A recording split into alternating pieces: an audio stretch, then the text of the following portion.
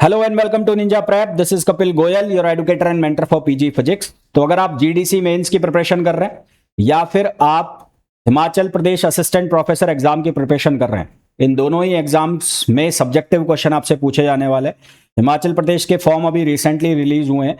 अभी एग्जाम की डेट पता नहीं है, पर टेंटेटिवली जुलाई लास्ट बता रहे हैं। इतना जल्दी एग्जाम होगा तो सब्जेक्टिव एग्जाम कैसे प्रिपेयर होगा भगवान ही जाने।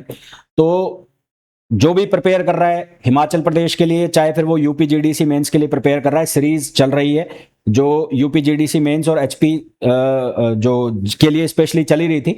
अब ये जो हिमाचल वाले बच्चे हैं वो भी इस सीरीज को देख सकते हैं, क्योंकि क्वेश्चन तो सेम ही रहेंगे फिजिक्स के, चाहे वो हिमाचल प्रदेश में पूछे हैं चाहे वो पूछे आपसे यूपी में, है ना। तो ऐसा नहीं है कि क्वांटम मैकेनिक्स वहां पर कुछ और होगा और यहाँ पर कुछ और होगा, वो सेम ही रहेगा। तो जो भी लोग इस वीडियो को देख रहे हैं सभी से रिक्वेस्ट रहेगी, प्लीज वीडियो को लाइक जरूर करें, चैनल को सब्सक्राइब जरूर करें। जीडीसी मेंस के लिए कोर्स ऑलरेडी चल रहा है।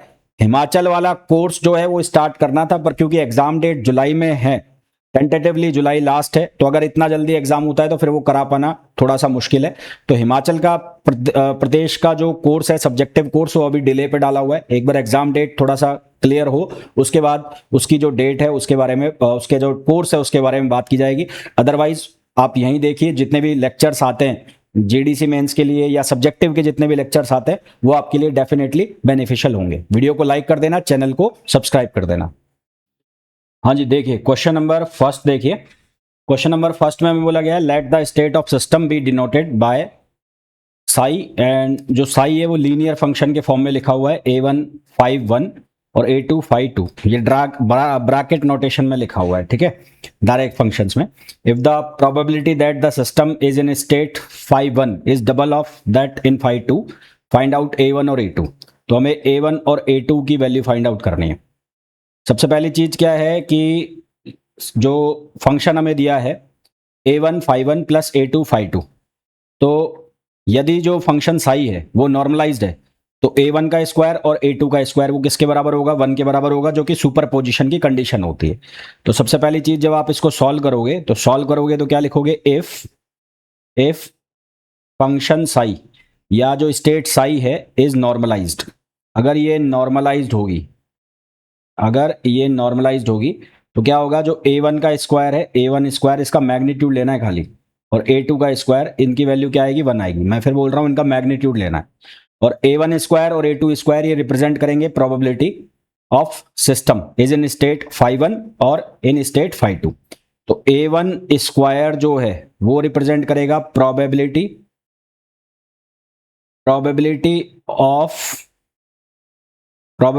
Of that the system is in state 5 1, और इसी तरह से A2 स्क्वायर जो है वो प्रोबेबिलिटी करेगा किसके लिए, 5 2 के लिए। वो किसके लिए करेगा, 5 2 के लिए। ये स्क्वायर लिखा हुआ है ना, ये क्या लिखा हुआ है, स्क्वायर लिखा हुआ है। यहां वापस लिख देता हूं मैं, ये लिखा हुआ है स्क्वायर है, और यहां पर भी स्क्वायर है। अब गिवन क्या है, गिवन है हमें कि जो A1 स्क्वायर है, प्रोबेबिलिटी दी है ना, तो A1 स्क्वायर जो है वो ट्वाइस ऑफ A2 स्क्वायर है, गिवन है। तो इसको मैं अगर इक्वेशन फर्स्ट लिखूं और इसको इक्वेशन सेकंड लिखूं, तो फर्स्ट और सेकंड का यूज करना है। तो फ्रॉम फर्स्ट एंड सेकंड, तो फर्स्ट एंड सेकंड का आप यहां से यूज करोगे तो यहां से बन जाएगा 3A2 स्क्वायर। तो ये बनेगा 3A2 स्क्वायर इक्वल्स टू 1, और A2 जो है उसकी वैल्यू आ जाएगी 1/√3। तो यहां से आपको A2 की वैल्यू मिलेगी जो कितनी आ जाएगी, 1/√3, और A2 की वैल्यू आएगी तो फिर आपको A1 की वैल्यू मिल जाएगी। और देयरफॉर A1 जो है उसकी वैल्यू हो जाएगी 2/√3। इसकी वैल्यू क्या हो जाएगी, 2/√3। तो ये हमारे पास आंसर आ जाएगा A1 और A2 का। बहुत सिंपल सा क्वेश्चन था। हाँ, बस ये ध्यान रखना, आपको जो बेसिक चीजें हैं, छोटी छोटी चीजें हैं, वो आपको पता होनी चाहिए, बाकी ये क्वेश्चन ईजी है। नेक्स्ट क्वेश्चन देखो। नेक्स्ट क्वेश्चन आपको बोला है particle can be in 2 different states given by orthonormal wave function psi 1 and psi 2। दो अलग अलग स्टेट्स हैं, psi 1 और psi 2, उसकी ऑर्थोनॉर्मल वेव फंक्शन दिए हुए हैं। Probability of being in state psi 1 is 1/3, यानी कि C1 स्क्वायर की वैल्यू 1/3 दी है। तो नॉर्मलाइज वेव फंक्शन हमें बताना है। तो वेव फंक्शन जो कि psi 1 और psi 2 के कॉम्बिनेशन से बन रहा है वो हम मान लेते हैं वो है psi। तो वेव फंक्शन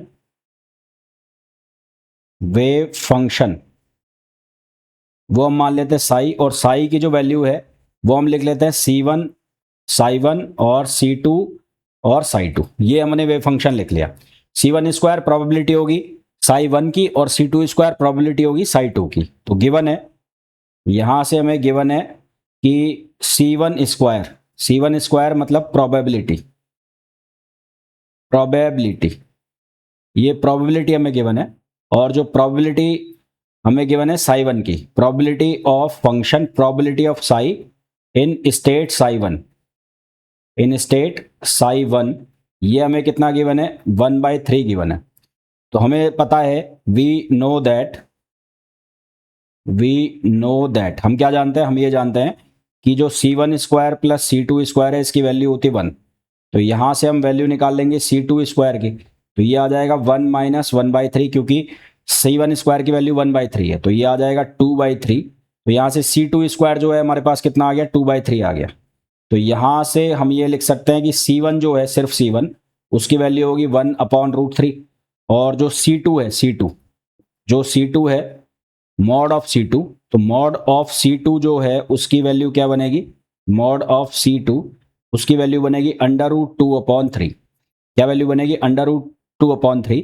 तो हैंस जो फंक्शन हमारे पास बनेगा साई, C1 की वैल्यू कितनी, 1/√3, तो यहां लिखोगे 1/√3, और ये साई1, और C2 की वैल्यू 2/√3 का अंडर रूट, तो ये हो गया साई2। तो ये हमारे पास आंसर आ गया, साई इक्वल्स टू 1/√3 साई1 प्लस √2/3 साई2। ठीक, नेक्स्ट क्वेश्चन हमें दिया है, if A is an operator, A कोई ऑपरेटर है, वो रिप्रेजेंट करता है एक डायनामिक वेरिएबल को। किसको रिप्रेजेंट करता है, एक डायनामिक वेरिएबल को, और फाई एक आइगन फंक्शन है, and phi is an eigen function of A operator है, belongings to the eigen value जो है वो कैसे बन रही है, ए, और जो फंक्शन है वो कैसे लिखा जा रहा है, ए फाई, मतलब फाई के ऊपर ए को ऑपरेट कराया तो वो बनता है ए फाई। तो हमें ये प्रूव करना है that expectation value in state phi of A is equals to A, और ए एन की जो एक्सपेक्टेशन वैल्यू है वो क्या आएगी, ए एन आएगी। तो ये हमें प्रूव करना है। कैसे करोगे भाई, सबसे पहले जो गिवन है आपको वो लिखो। तो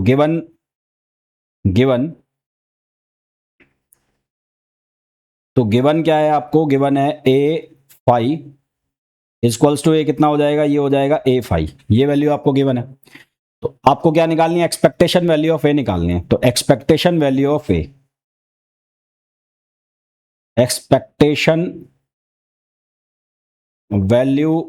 ए तो ए की आपको एक्सपेक्टेशन वैल्यू निकालनी है। तो ये कैसे निकालोगे, ये निकालोगे ए, और यहां इसको माइनस इनफाइनाइट से और इनफाइनाइट तक क्या करोगे, इंटीग्रेट करोगे, और दो फंक्शन है आपके पास, तो उसके ट्रांसपोज कंजुगेट तो ये हो गया, ये यहां पर ए ऑपरेटर आ गया है ना, और ये ए की एक्सपेक्टेशन वैल्यू निकालनी तो ए फाई पूरा आ जाएगा। तो यहां पर आ गया ए फाई, और ये ए ऑपरेटर आ गया, और ये डी एक्स आ गया। तो ए ऑपरेटर फाई की वैल्यू किसके बराबर है, ए फाई के बराबर है। तो मैं पहली इक्वेशन जो है उसका यूज करूंगा यहां से। तो इस इक्वेशन का यूज करते हुए मैं इसको क्या लिख सकता हूं, माइनस इनफाइनाइट से इनफाइनाइट, और यहां मैंने लिखा फाई, ये कंजुगेट साई स्टार मतलब कॉम्प्लेक्स फंक्शन इसका, और ये मैंने लिख दिया ए फाई और डी एक्स। ठीक है, इसको मैंने लिखा है इक्वेशन फर्स्ट, और यहां लिख दूंगा मैं यूजिंग इक्वेशन फर्स्ट। तो अब इसकी एक्सपेक्टेशन वैल्यू जब मैं बनाऊंगा तो इसकी एक्सपेक्टेशन वैल्यू कैसे बनेगी, ये ए बाहर आ गया क्योंकि ए कांस्टेंट है, तो यहां बन जाएगा माइनस इनफाइनाइट से इनफाइनाइट, और ये हो जाएगा फाई स्टार, और ये हो जाएगा फाई, और ये डी एक्स। अब हम किसकी कंडीशन यूज करेंगे, नॉर्मलाइजेशन की कंडीशन यूज करेंगे। तो यूजिंग, या यहां लिख दूंगा सिंस, जो नॉर्मलाइजेशन है, सिंस नॉर्मलाइजेशन की कंडीशन क्या होती है, माइनस इनफाइनाइट से infinite phi star phi d x equals to 1। अगर हम एक डायमेंशन में निकाल रहे हैं तो यहां से हमारे पास क्या बन जाएगा, एक्सपेक्टेशन वैल्यू ऑफ ए, ये किसके बराबर आ गई, ए के बराबर आ गई, तो जो कि हमें प्रूव करना था। तो यहां से हमारे पास एक्सपेक्टेशन वैल्यू ऑफ ए वो किसके बराबर आ गई, ए के बराबर आ गई। ठीक है, तो हमें यहां पर क्या रिजल्ट मिल रहा है, अब हमें क्या निकालना है, ए एन। अब हमें क्या निकालना है, ए एन की एक्सपेक्टेशन वैल्यू ए पावर एन आएगी। तो वो कैसे निकालेंगे, तो अगेन मैंने दोबारा से लिखा, अगेन मैंने लिखा ए फाई इक्वल्स टू क्या है, ए है, A phi equals to A phi, इस तरह से हमने फंक्शन लिखा। अब यदि मैं इसका स्क्वायर करता हूं, यानी कि मैं ऐसे लिखता हूं ए स्क्वायर फाई, तो इसको मैं ऐसे लिख सकता हूं ए फाई।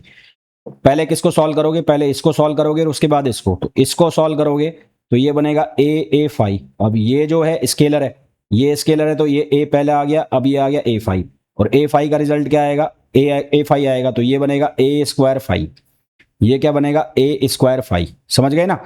तो ये क्या बनेगा, ए स्क्वायर फाई बनेगा। तो इसी तरह से अगर मैं लिखूं ए एन फाई, क्या लिखूं, ए एन फाई, तो ए एन फाई मैं लिखूंगा, तो यहां से क्या बनेगा, ए एन फाई, तो यहां से हमारे पास क्या बन जाएगा, ए एन फाई बनेगा। ठीक, तो अब अगर मैं इसकी एक्सपेक्टेशन वैल्यू निकालता हूं ए एन की, तो ये क्या लिखा जाएगा, माइनस इनफाइनाइट से इनफाइनाइट, यहां बनेगा फाई स्टार, है ना, और यहां क्या बनेगा, ये बनेगा ए एन, यहां बनेगा फाई, और ये बनेगा डी एक्स, ये बनेगा डी एक्स। तो ए एन फाई जो है वो किसके बराबर है, स्मॉल ए उसकी पावर एन, तो ये ए एन बाहर आ गया, ये माइनस इनफाइनाइट से इनफाइनाइट हो गया, ये हो गया फाई स्टार, ये हो गया फाई, और ये हो गया डी एक्स। ये नॉर्मलाइजेशन की कंडीशन बन गई, तो नॉर्मलाइजेशन की कंडीशन ये वैल्यू आ गई 1, तो हमारे पास ए एन जो है उसकी एक्सपेक्टेशन वैल्यू कितनी आ गई, ए एन आ गई, और यही हमें क्या करना था, आंसर निकालना था। तो ये स्टैंडर्ड रिजल्ट भी बन गया एक तरह से, इनको आप याद भी रख सकते हो, अगर आपसे डायरेक्ट भी क्वेश्चन पूछ लिया जाए तो एक तरह से क्या बन गए, स्टैंडर्ड रिजल्ट बन गए। अगला क्वेश्चन देखो, अगला क्वेश्चन है, prove that the expectation value of energy in the eigen state psi n equals to u n मतलब exponential minus e power e n t upon h cut, ये h cut लिखा हुआ है, और फिर बोला है सर्टेनली ई एन, इसकी जो वैल्यू आएगी वो ई एन के बराबर आएगी, और यू एन जो है वो नॉर्मलाइज है, ऐसा में बोला गया, यू एन जो है उसकी वैल्यू नॉर्मलाइज है, और इसका जो आंसर आया वो किसके बराबर आएगा, किसके बराबर, ई एन के बराबर आएगा। तो आपको गिवन क्या है, आपको ये वेव फंक्शन गिवन है, तो गिवन जो है वो है psi n equals to u n x, और ये है exponential minus iota e n t upon h cut, ये आपको गिवन है। तो एक्सपेक्टेशन वैल्यू ऑफ एनर्जी, तो expectation value of energy, expectation value of energy in the state psi, in the state psi n. तो expectation value निकालनी है, तो expectation value ई, ये क्या हो जाएगा, माइनस इनफाइनाइट से इनफाइनाइट, और कौन सी स्टेट में, साई एन में, तो साई एन का कॉम्प्लेक्स, ये हो गया कॉम्प्लेक्स कंजुगेट, यहां पर ई का निकाल रहे हो तो ई एन लिख दिया, यहां लिख दिया साई एन, और यहां लिख दिया डी एक्स। इसका जब कॉम्प्लेक्स कंजुगेट करोगे तो माइनस का क्या हो जाएगा, प्लस, तो यहां बनेगा माइनस इनफाइनाइट से इनफाइनाइट, ये एज इट इज लिख दिया जाएगा यू एन, है ना, यू एन, यहां लगा दोगे इसके स्टार, ये हो गया ई एक्स एक्स, और इसमें क्या चेंज करोगे, इसमें चेंज करोगे, यहां पर माइनस की जगह आ जाएगा प्लस प्लस, तो ये हो जाएगा iota e n t upon h cut, फिर यहां पर ई एन लिख दिया आपने, एक बार के लिए ई एन लिख दो, और ये वाला फंक्शन एज इट इज उतार दो, तो यू एन एक्स और exponential minus iota e n t upon h cut, और ये क्या बन गया, ये हो गया dx, है ना, यहां क्या आ गया, dx आ गया। अब जो ई ऑपरेटर है ई, उस ई ऑपरेटर की वैल्यू क्या होती है, वी नो दैट कि जो ई ऑपरेटर है वो किसके बराबर होता है, आयोटा एच का डेल अपॉन डेल टी। तो हमें क्या करना है, इसमें वैल्यू रखनी है, कैसे, ये यू एन स्टार एक्स है, खाली यू एन नहीं है, तो ये आ गया x, और यहां पर एक्सपोनेंशियल, ये प्लस आयोटा था e n t upon h cut, तो यहां पर आप रखोगे आयोटा एच कट, ये हो जाएगा iota h cut del upon del t, ये हो जाएगा यू एक्स, ये हो जाएगा exponential minus iota h cut upon minus iota e n, और ये t अपॉन एच कट, और ये dx। तो इसमें से बाहर क्या चला जाएगा, ये बाहर चला जाएगा आयोटा एच कट, तो आयोटा एच कट बाहर चला गया, माइनस इनफाइनाइट से इनफाइनाइट, ये एज इट इज लिख रहा हूं यू स्टार एक्स और ये एक्सपोनेंशियल और ये iota e n t upon h cut. अब डेल अपॉन डेल टी करना है इसका एक्सपोनेंशियल वाले का, तो ई पावर में करोगे तो ये वाला बाहर आएगा, है ना, इसका डिफरेंशिएशन करना है, तो बाहर क्या आ जाएगा minus iota e n upon h cut, ये बाहर आ गया, u x as it is और बाकी वैल्यू एज इट इज उतार दो, exponential minus e iota e n t upon h cut और ये डी एक्स। अब ये दोनों एक दूसरे को खा जाएंगे, ये प्लस का हो गया और ये माइनस का हो गया, तो ये दोनों तो हो गए खत्म, है ना, ये दोनों खत्म। अब यहां से क्या हो गया, ये एच कट, देखो ये वाला एच कट बाहर, ये वाला आयोटा बाहर, तो आयोटा स्क्वायर जो है उसकी वैल्यू हो जाएगी -1, तो माइनस माइनस क्या हो जाएगा प्लस, और एच कट से एच कट कट जाएगा, तो यहाँ हमारे पास बाहर क्या आ जाएगा ई एन, यहाँ क्या बचेगा माइनस इनफाइनाइट से इनफाइनाइट, ये हो जाएगा यू स्टार एक्स और ये हो जाएगा यू एक्स, ये बचेगा सिर्फ, और क्या आ जाएगा डी एक्स। अब ये जो है किसकी कंडीशन हो गई, नॉर्मलाइजेशन की कंडीशन हो गई, ये नॉर्मलाइजेशन की कंडीशन, तो माइनस इनफाइनाइट से इनफाइनाइट, हमें बोला है कि यू एक्स जो है वो नॉर्मलाइज्ड है, तो ये हो जाएगा यू स्टार एक्स और यू एक्स डी एक्स, इसकी वैल्यू 1 है, तो हमारे पास जो आंसर है वो किसके बराबर आ जाएगा, ई एन के बराबर आ जाएगा। तो हैंस एक्सपेक्टेशन वैल्यू जो आएगी ई की वो किसके बराबर आ जाएगी, ई एन के बराबर आ जाएगी, और यही हमें पूछा था। तो ये हमारा क्या आ गया, आंसर आ गया। नेक्स्ट क्वेश्चन में पूछा है एक फंक्शन दिया है और उस फंक्शन के लिए एक्सपेक्टेशन वैल्यू निकालनी है। तो देखो इसकी एक्सपेक्टेशन वैल्यू निकालने के लिए सबसे पहले आपको इसकी नॉर्मलाइजेशन करके ए की वैल्यू निकालनी पड़ेगी। इस फंक्शन को नॉर्मलाइज करके और इसकी ए की वैल्यू निकालो नॉर्मलाइजेशन की कंडीशन लगा के। तो सबसे पहले क्या करना है, गिवन फंक्शन लिख लो, गिवन फंक्शन, तो वो फंक्शन है psi x equals to a sine by x upon l. तो सबसे पहले आप क्या लिखोगे, आप कंडीशन लगाओगे नॉर्मलाइजेशन की, to find out the value of A. तो यहां पर लिखोगे to find out the value of a use condition of normalization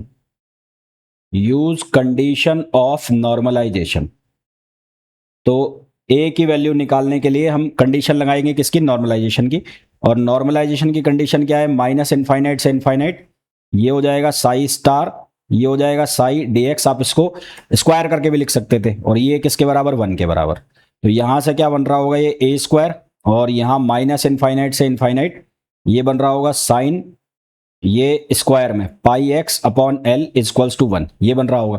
अब जो फंक्शन है वो डिफाइन है 0 से एल में, तो जो हम लिमिट है वो चेंज कर देंगे 0 से एल, क्योंकि उसके इधर उधर वो क्या हो जाएगा, 0 हो जाएगा, तो इसको आप ऐसे लिख लोगे 0 से एल, और ये हो जाएगा sine square pi x upon l d x equals to क्या करना है 1, यहां पर भी डी एक्स लगा लो, डी एक्स इक्वल्स टू 1। अब आपको क्या करना है यहां पर, अब आपको यहां पर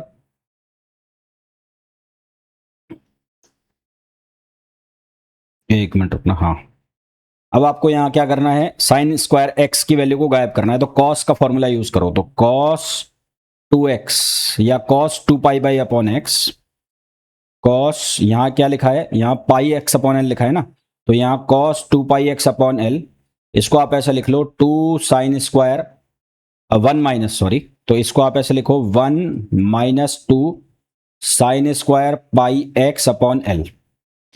तो यहां से आपको sign square pi x upon L की वैल्यू मिल जाएगी, ये एक्स है, तो यहां से आपको sign square pi x upon L की वैल्यू मिल जाएगी, वो कितनी बनेगी, 1 माइनस कॉस 2 पाई एक्स अपॉन एल, और पूरा किससे डिवाइड हो जाएगा, 2 से डिवाइड हो जाएगा, पूरा किससे डिवाइड हो जाएगा, 2 से। तो ये वाली वैल्यू हम उसमें रखेंगे फंक्शन में, इसमें, तो ए स्क्वायर अपॉन 2 हो जाएगा, तो यहां बन जाएगा हमारे पास, तो हैंस ये बन जाएगा ए स्क्वायर अपॉन 2, ये हो जाएगा 0 से L, sign square pi x upon L की वैल्यू रख देंगे, तो ये बन जाएगा 1 माइनस कॉस 2 पाई एक्स अपॉन एल, है ना, ये 2 तो बाहर ले गए, और डी एक्स, और इक्वल्स टू 1। अब इसका इंटीग्रेशन करना है, तो इसका इंटीग्रेशन करोगे तो ये बनेगा x, 1 का करोगे तो x बनेगा, और इसका करोगे कॉस का तो ये बनेगा पहले तो एल अपॉन 2 पाई, तो ये आ गया, और कॉस का करेंगे तो ये बनेगा साइन 2 पाई x अपॉन एल, और लिमिट जो है वो 0 से एल लगाओगे। कहां से कहां तक लगाओगे? 0 से एल और इक्वल्स टू 1। अब देखो यहां पर डालोगे तो ये बनेगा ए स्क्वायर अपॉन 2 और ये तो हो जाएगा एल। अब यहां पर जब डालेंगे तो साइन 2 पाई एल करोगे, एल से एल कटेगा, साइन 2 पाई 0 वैल्यू देगा, साइन 0 भी 0 देगा, तो ये 0 बनेगा यानी कि 1। तो यहां से ए स्क्वायर बराबर आ जाएगा 2/l, और ए जो है उसकी वैल्यू आ जाएगी √2/l, है ना। हालांकि आप लोगों को ये याद होता है पर डायरेक्ट लिख मत देना कि इसकी वैल्यू ये है, पता होता है जब इस तरह का फंक्शन आता है क्वांटम मैकेनिक्स के इतने क्वेश्चन करते हुए आपको डायरेक्ट याद होता है कि हाँ भाई ये इसका आंसर आना है। पर अगर सब्जेक्टिव क्वेश्चन है उसमें डायरेक्ट ऐसे लिख दिया तो फिर नंबर कट जाएंगे, तो आपको निकाल के बताना पड़ेगा। तो अब जो वेव फंक्शन जो बनेगा तुम्हारा, वो वेव फंक्शन जो था वो था a sin pi x upon l, तो वो वेव फंक्शन बनेगा √2/l और sin पाई x अपॉन एल। ये वेव फंक्शन हो गया हमारा। अब हम इसके एक्सपेक्टेशन वैल्यू के लिए जाएंगे, और जब आप इसकी एक्सपेक्टेशन वैल्यू के लिए जाओगे तो लंबे चौड़े इंटीग्रेशन या जो डिफरेंशिएशन है उनके लिए तैयार हो जाओ। तो अब एक्सपेक्टेशन वैल्यू निकाल लेंगे, तो एक्सपेक्टेशन वैल्यू, अब आप जाओ एक्सपेक्टेशन वैल्यू के लिए। तो एक्सपेक्टेशन वैल्यू कैसे निकालेंगे? ये निकालेंगे एक्सपेक्टेशन वैल्यू ऑफ x, और यहां 0 से l, ये साई n ये नॉर्मलाइज हो गया, और यहां पर लिखोगे आप x और ये साई n, और ये हो गया dx। ठीक है, तो यहां से स्क्वायर हो जाएगा जब ये वैल्यू रखना स्टार्ट करोगे, क्योंकि कुछ कॉम्प्लेक्स वाला पार्ट तो है नहीं, कॉम्प्लेक्स वाला पार्ट तो है नहीं, तो कुछ माइनस होगा नहीं, और a जो है वो स्क्वायर हो जाएगा तो 2/l बाहर आ जाएगा, और ये 0 से l, यहाँ पर x जो ये एज इट इज रहेगा क्योंकि इसका कोई ऑपरेटर तो बनेगा नहीं, और जो फंक्शन है उसमें क्या आ जाएगा? वो आ जाएगा साइन स्क्वायर पाई x अपॉन एल। अब थोड़ा सा इंटीग्रेशन वाला पार्ट आपका बढ़ जाएगा, बाकी तो एक क्वेश्चन में कुछ है नहीं, पाई x अपॉन एल और dx। अब आपको इसको इंटीग्रेट करना है। अब इंटीग्रेट करने के लिए यूवी मेथड से कर लो, एक को फर्स्ट मान लो, इसको सेकंड मान लो, तो इसको करते हैं अपन इंटीग्रेट। तो इंटीग्रेट करोगे, इसको फर्स्ट मान लो, यहाँ 0 से l, यहाँ हो गया साइन स्क्वायर पाई x अपॉन एल dx। अब मैं इसको छोड़ूंगा, मैं डायरेक्ट आंसर लिखूंगा, मैं आपके लिए छोड़ रहा हूँ ये, और ये 0 से l, ये 0 से l, ये d अपॉन dx, और ये फर्स्ट का मैंने कर दिया डिफरेंशिएशन, और फिर उसके बाद ये जो सेकंड वाला है इसका आपको करना इंटीग्रेशन, तो साइन स्क्वायर पाई x अपॉन एल और dx, और ये कितना आएगा dx, और फिर इस पूरे का इंटीग्रेशन, है ना। अब मैं आपको आपके लिए छोड़ रहा हूं, इसको आपको सॉल्व करना है। अब ये इंटीग्रेशन वाली स्टेप जो है आप करोगे, तो इसके बाद जब इसको आप सॉल्व करोगे तो ये बनेगा 2/l, और ये l स्क्वायर अपॉन 4 बनेगा। तो यहां से सॉल्व करोगे तो आंसर आएगा l/2, यहां से सॉल्व करोगे तो आंसर कितना आएगा? l/2 आएगा। हम मेरे को इतना समझ में आता है कि यहां से इंटीग्रेशन आप कर लोगे, नहीं होता है तो फिर बता देना, मैं करा ही दूंगा। हालांकि जब इतने बड़े बड़े क्वेश्चन कर रहे हो तो इंटीग्रेशन हो जाना चाहिए, नहीं होता है तो बता देना भाई, नहीं हुआ तो मैं करा दूंगा, पर करके देखना हो जाएगा। ठीक है, फर्स्ट वाला हो गया, dx अपॉन dx करोगे तो 1 बन जाएगा, फिर इसका इंटीग्रेशन करोगे तो इसका इंटीग्रेशन में वही लगाना है, 1 माइनस कॉस 2 पाई x अपॉन एल, है ना, और अपॉन 2, तो फिर उसका इंटीग्रेशन करना है, फिर एक बार और इंटीग्रेशन जाएगा, तो इंटीग्रेशन स्टेप थोड़े से 2-3 और बढ़ेंगे, तो उसके बाद फिर आपका आंसर आएगा ये l/2, और लिमिट आपको लगानी पड़ेगी, लिमिट आपको ये लगानी पड़ेगी, तब ये आंसर जो है तब निकलेगा, अदरवाइज यहां पर आंसर नहीं बनेगा।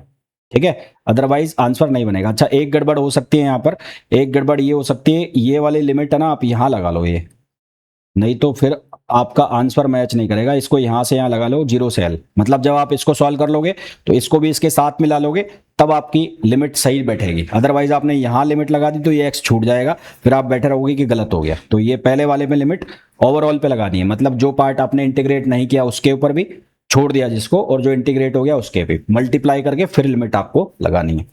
ठीक, तो आई होप जितने भी क्वेश्चंस मैंने आपको कराए हैं बहुत अच्छे से आपको समझ आ गए होंगे। मिलते हैं नेक्स्ट वीडियो में, till then thank you, bye bye.